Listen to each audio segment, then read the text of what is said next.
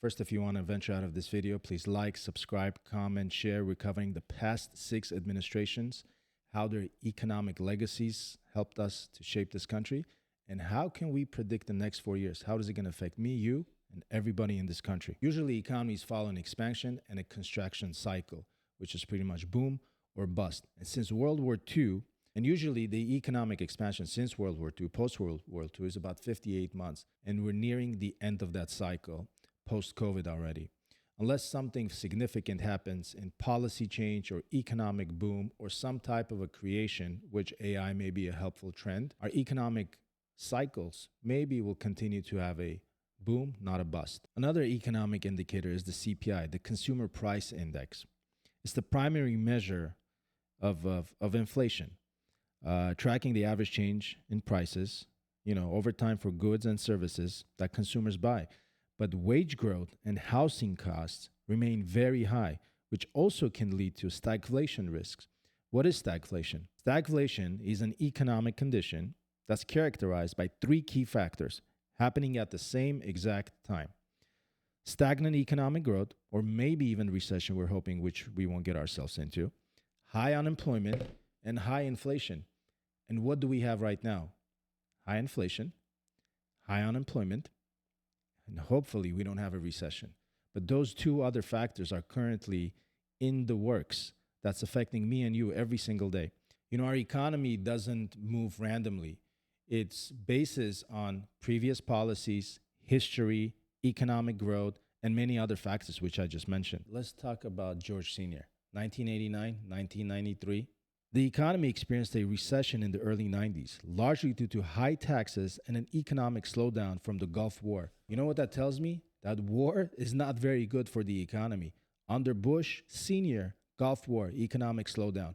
Under Bush Jr., what happens? War, economic slowdown. I want to cover President Bill Clinton, and I'm hoping this administration can have as successful administration as Bill Clinton, even though all of America had the big controversy of Monica Lewinsky. But I can tell you this much. He was the only president in the U.S. history that had the longest economic expansion in the U.S.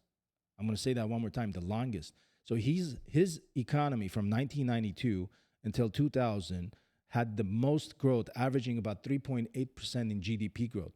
That's huge. That's a lot. I want you to take into consideration that he took over an economy with 7.8% unemployment rate from George H.W. Bush.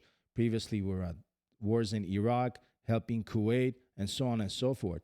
Clinton came into power, 2 administrations, 2 4-year terms. He brought the unemployment rate all the way down to 4%. Now let's look at George W. Bush, 2001 to 2009. Came into power, son of former President George H.W. Bush. He had all those lessons, governor of Texas. But what did he do?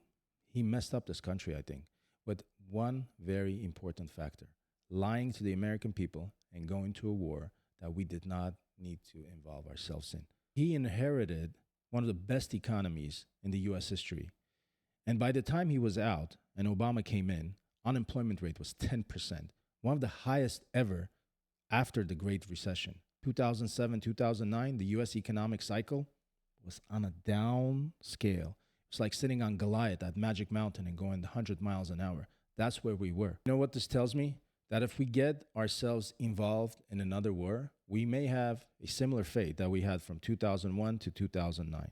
Administration number 3, Barack Obama, 2009 to 2017. He took office at one of the worst financial times in U.S. history, and he had to recover from that. His policies like the Recovery Act and the ACA helped revive the economy. GDP on average grew under Obama administration about 2.3%. And one of the key factors that we have to take into consideration that he was starting to take out troops from Afghanistan. He ran on that. So under Obama, he passed the stimulus package, which was about $800 billion.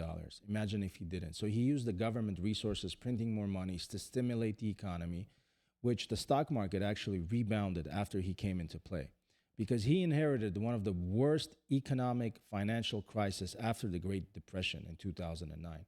Now let's focus on President Trump, his first administration, 2017 to 2021. I want to say I think he was a little bit unlucky, because if COVID didn't happen under him, I think he would have kicked ass under his administration boosting up the GDP, because at the time when he ended his administration, he had an equal amount of unemployment rate compared to Bill Clinton, which is about 4%.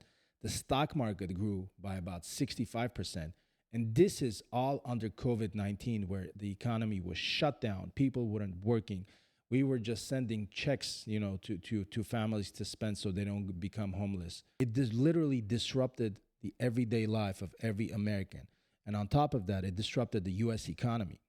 Imagine if COVID didn't happen. I don't think the GDP would have had an average growth of 2.5%, but it would have had a growth of about 5 or more percent. Look at this. Trump boasted relationships with 3 key leaders of the world: Vladimir Putin, Xi Jinping, and Kim Jong-il of North Korea. That is the big, big step in foreign policy, where such things boost the U.S. economy. The markets look at trends. They look at foreign policy trends. They look at geopolitics. They look at wars. They look at how other countries are doing economically. And based on that, the stock market started just to go anywhere but up. Administration under Joe Biden, I don't know even where to begin. There may be a few things I can say good about it, but the rest, they're all terrible. Let's look at what happens with wasteful spending. All that money that we spend in Ukraine, how did that help the U.S. economy? I'm asking you the question. How did that help the U.S. economy? Our GDP was plateaued under his administration. It did not go up. I'm glad it didn't go down, okay, but it did not go up. Do you know how much money we sent to Ukraine from the start of the war, starting in 2022 when Russia went on a full-scale war? $113 billion. We sent about $70 billion in military aid. We sent about $30 billion in economic support. We sent about $16 billion in humanitarian aid. Do you not think we need all that money here? Do you not think that humanitarian aid, economic growth money would have been helpful for this country? Now let's look at President Trump, his new administration. I want you and me to see if we can predict the next 4 years. Are we going to have an economic expansion, or are we going to have an economic regression? That's something that we can anticipate based on these facts, based on these previous historical measures or metrics that we were just going over with.